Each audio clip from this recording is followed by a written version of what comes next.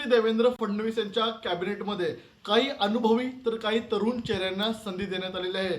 त्यापैकीच एक नाव म्हणजे गणेश नाईक. गणेश नाईक यांना जायंट किलर म्हटलं जात आहे, कारण की गणेश नाईक महायुतीमध्ये महायुतीचा धर्म काही लोकांनी न पाळता देखील आपल्याला मोठ्या मताधिक्याने निवडून आले.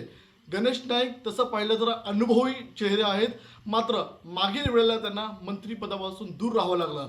मात्र आता मुख्यमंत्री देवेंद्र फडणवीस यांच्या कॅबिनेटमध्ये महत्त्वाचा चेहरा आणि अनुभवी चेहरा म्हणून आपल्याला ते काम करताना पाहायला मिळणार आहेत.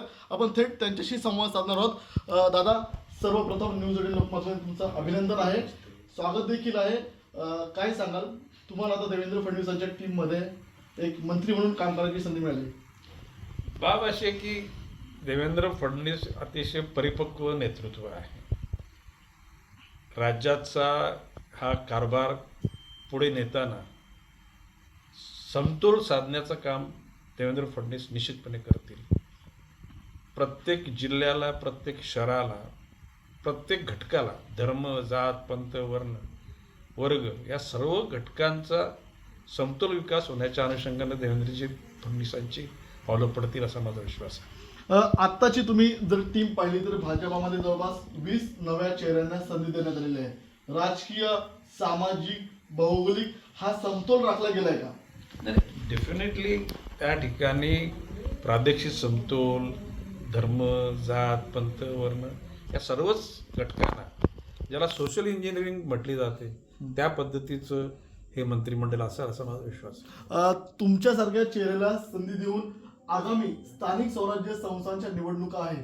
नवी मुंबई महानगरपालिका तितकीच महत्त्वाची आहे. हे मंत्रिपदाची संधी दिल्यामुळे कार्यकर्ते, पदाधिकारी यांचं मनोबल उंचावणार आहे का? आणि नवी मुंबई पालिकेसाठी यासाठी मोठी ताकद पक्षाला, कार्यकर्त्यांना मिळणार आहे का? बाब असे की जेव्हा एखादा पक्ष एखाद्या कार्यकर्त्याला महत्त्वाची जबाबदारी देतो, त्यावेळेला त्या पक्षाच्या विचाराचा जनतेला फायदा व्हावा, पक्षाचे विचार जनतेपर्यंत पोचावे आणि त्या माध्यमातून जनतेचं सगळ्याच अर्थानं प्रगती व्हावी, हाच उद्देश असतो. मला त्या ठिकाणी मंत्रिमंडळात स्थान देताना निश्चितपणे पक्षाचं कार्य आणि जनतेची सेवा ही अत्यंत चांगल्या प्रकारे व्हावी, हाच उद्देश त्या ठिकाणी असावा. धन्यवाद. हे होते आपल्यासोबत बोलण्यासाठी गणेश नाईक. नवी मुंबईतला एक महत्त्वपूर्ण चेहरा आहे. आणि मंत्रिपदाकरता शपथ घेणारे हे सगळे तिन्ही घटक पक्षांमधले महत्त्वाचे चेहरे आता व्यासपीठाच्या दिशेने येताना आपण बघतोय.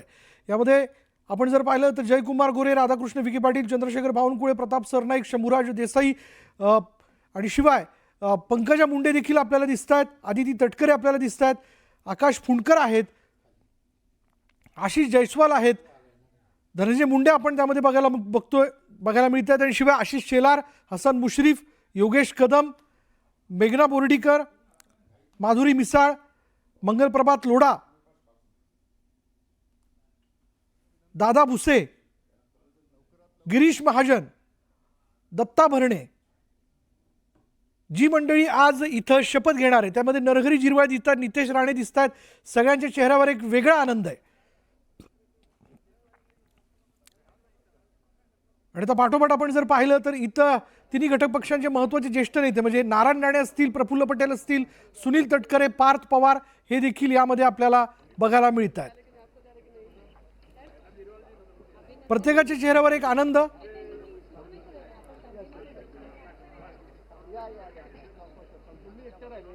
आणि संजय कुमार बनसोडे हे देखील इथं व्यासपीठावरती आलेले आहेत. पण या सगळ्या गर्दीमध्ये काही अपेक्षित चेहरे देखील दिसत नाही आहेत, ज्यामध्ये छगन भुजबळांचं नाव खरं तर प्रामुख्याने घ्यायला हवं, ते मात्र या सगळ्या गर्दीत कुठं दिसत नाही आहेत. अशा बहुतांशी चेहऱ्यांना जे खरं तर चर्चेत होते पण ज्यांना मंत्रिपदाची संधी मिळत नाहीये, त्यांना मात्र आज इथे शुभेच्छुक म्हणून उपस्थित त्या असतील. सगळ्यांना त्यांना शुभेच्छा देण्याचं काम करावं लागणार आहे. पण शेवटी या टर्ममध्ये संधी, गेल्या टर्ममध्ये संधी असेल तर या टर्ममध्ये नाही, अशी देखील परिस्थिती बघायला मिळते. प्रादेशिक, जातीय, शिवाय पक्षाकरता केलेलं काम, गेल्या मंत्रिमंडळात मंत्री म्हणून